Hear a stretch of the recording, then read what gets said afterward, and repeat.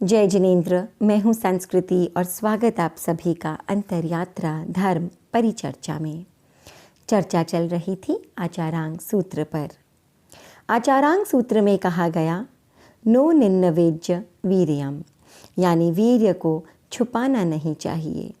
जो शक्तिशाली हैं उन्हें अपनी शक्ति का प्रयोग, जो बुद्धिमान हैं उन्हें अपनी बुद्धि का प्रयोग, जो विद्वान हैं उन्हें अपनी विद्वता का प्रयोग, जो कलाकार हैं उन्हें अपनी कला का प्रयोग, जो धनवान हैं उन्हें अपने धन का प्रयोग और जो वीर हैं उन्हें अपनी वीरता का प्रयोग सही दिशा में करना चाहिए। अपनी शक्तियों को, अपने पराक्रम को, अपने गुणों को छुपाएं नहीं, उन्हें स्पष्ट, सत्य एवं शुभ रूप में उजागर करते रहें। अपनी इन्हीं शक्तियों के द्वारा, उनके उपयोग के द्वारा अपनी तथा औरों की आत्मोन्नति की दिशा प्रशस्त करते रहें। आचारांग सूत्र में कहा गया नत्थि कालस्य नागमो, यानी मृत्यु किसी भी समय आ सकती है।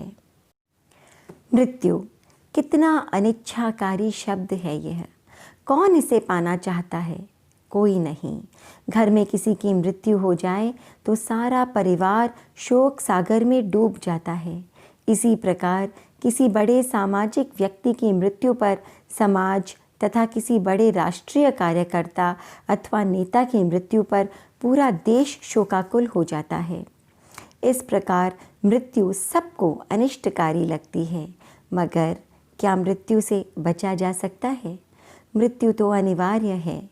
अपनों की तथा अपनी मृत्यु तो निश्चित है। जिसका जन्म होता है उसकी मृत्यु भी अवश्य होती है।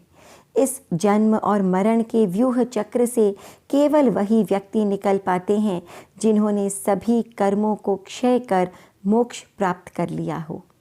इसीलिए समझदार व्यक्ति धर्माचरण करते हैं, आत्मकल्याण के पथ पर आगे बढ़ते हैं, क्योंकि वे जानते हैं कि मृत्यु का आगमन कभी भी हो सकता है। इसके उपरांत आचारांग सूत्र में वर्णन आता है लोभम लोभेण तुगं क्षमाणे लब्धे कामे नाभि गाहई, यानी लोभ को अलोभ से तिरस्कृत करने वाला साधक प्राप्त कर्मों का भी सेवन नहीं करता। लोभ एक कषाय है। वह क्रोध, मान और माया की तरह आत्मा को कलुषित करता है, दूषित करता है, साधना में बाधक बनता है। लोभ को पाप का बाप कहा गया है। धन, दौलत, ज़मीन जायदाद से, बच्चों से, चीज़ों से लगाव तथा अनैच्छिक लोगों से, चीज़ों से नफ़रत, ईर्ष्या, द्वेष, ये सब लोभ या मोह के कारण ही तो हैं।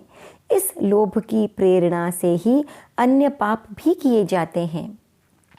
अगर ये लोभ शांत हो जाए तो पापों की प्रवृत्ति को अपने आप ही नियंत्रित किया जा सकता है। इस लोभ को शांत करता है संतोष। लोभ या मोह अशांति को बढ़ाता है तथा संतोष शांति को प्रदान करने वाला है। इसीलिए धीरे धीरे छोटी छोटी चीज़ों में संतोष रखने का प्रयत्न करें तो स्वतः ही लोभ हमारे जीवन से दूर होता चला जाएगा और आत्मा का हल्कापन और शांति बढ़ती चली जाएगी।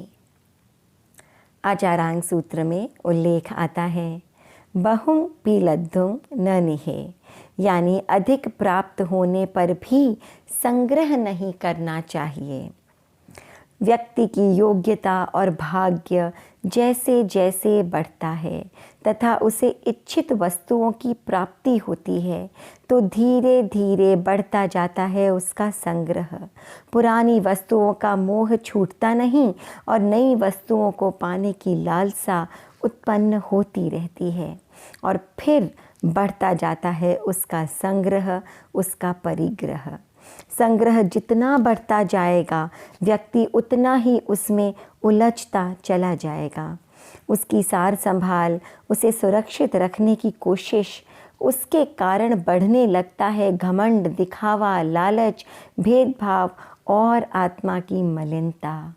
अतः ज्ञानियों का कहना है कि संयोग मिलने पर भी समता भाव रखें, संतोष करना सीखें तथा अधिक संग्रह करने से बचें। हमने चर्चा की आचारांग सूत्र में निहित कुछ बातों पर। आगे फिर चर्चा करेंगे। तब तक के लिए आज्ञा दीजिए। ओम अरहम।